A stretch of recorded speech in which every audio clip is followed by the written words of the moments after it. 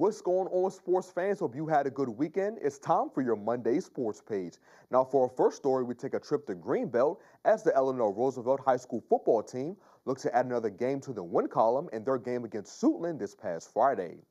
Now, the Rams were able to strike first in this one as Daniel Duncan would not be stopped on his way to running it in for the Rams for their first touchdown of the night to go up 7-zip on the Raiders.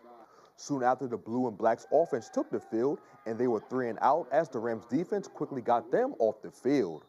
And after a blocked punt that was returned for a touchdown, Suitland was now up 14-0 on Roosevelt. The Raiders offense continued to struggle in the first as they came away with no points on their next offensive drive. And as the quarter came to a close, running back Jaden Lee was cooking the Raiders defense as he was determined to pick up big yards on this angry run, and he did just that as no one could bring him down until he was way down the field. And the Rams went into the second quarter up 14-0 with all the momentum. Suitland started the second quarter off with a bang as they scored their third touchdown of the night thanks to Lee again.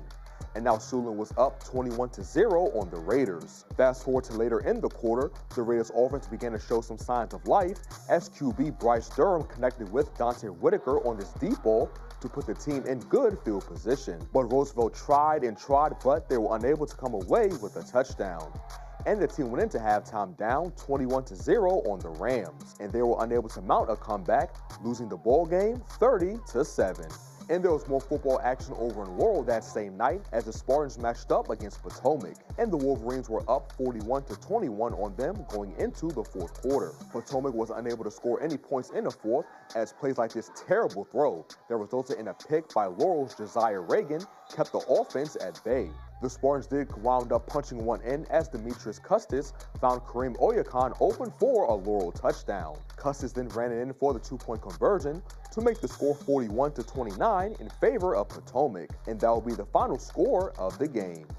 And then on Saturday, the UMD football team took the field for their fifth game of the season against Washington. Now, the Huskies got the ball first to start the game, but it wasn't for long as Jalen Husky picked the ball off and returned it for 32 yards. And the Terps' first offensive drive of the matchup ended with a made field goal from Sean O'Hare to go up 3-0 on Washington. But later on in the quarter, Maryland was able to get into red zone territory thanks to this 23-yard completion from Malik Washington to Octavian Smith. Then Washington showed off his dual threat ability as he ran it in for a Terps touchdown to make the score 10-0 by the end of the first quarter. In the second quarter, plays from Maryland like this pass completion for 9 yards to Dorian Fleming and this run for another 6 by Jalil Farouk helped them get into red zone territory.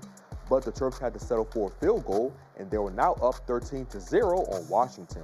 Now, despite the offense slowing down, Washington remained scoreless going into halftime as the Terps defense continued to make it tough on the Huskies, and the score stayed at 13-zip at the half. The Terps started the third quarter off strong as tight end Adrian Szymanski caught this wide-open touchdown pass to help his team go up 20-3 on Washington. But in the fourth quarter, this is where it got crazy, y'all. Now, Washington was down 20-3 in the beginning of the fourth.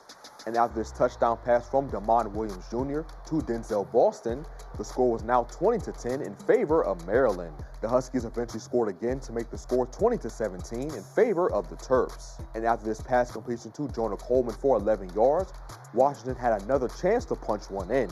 And they did just that as Coleman ran it up the middle for another Huskies touchdown. And after the made extra point, Washington was now ahead 24-20. And that'll be the final score of the matchup as Washington completed their 21-point comeback. Here's head coach Mike Loxley, quarterback Malik Washington, and linebacker Daniel Wingate after the disappointing loss. We're a young, talented, inexperienced team, but there's zero doubt in my mind that we're talented. And much like I said before, everything that we've made corrections with, we've seen them go execute. Today was the first day we didn't do it.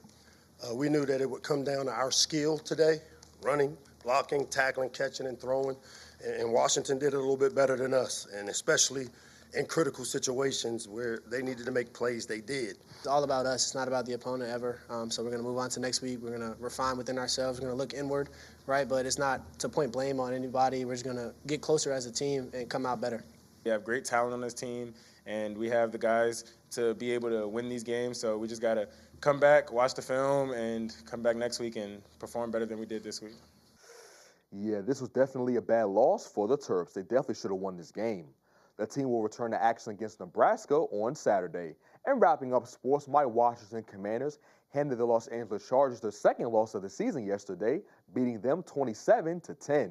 Our next opponent will be Caleb Williams and the Chicago Bears on October 13th.